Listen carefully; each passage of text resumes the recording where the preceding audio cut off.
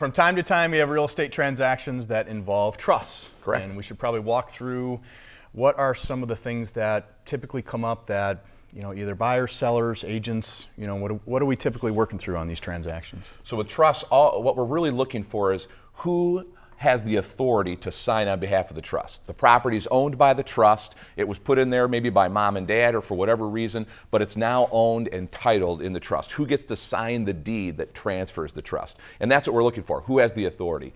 And there's only a couple ways to get that authority.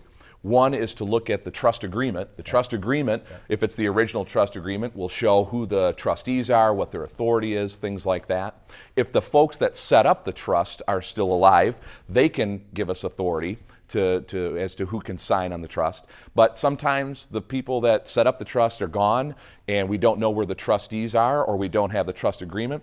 That's where we have to get an attorney involved. And under Michigan law, you can sign a certificate of trust existence.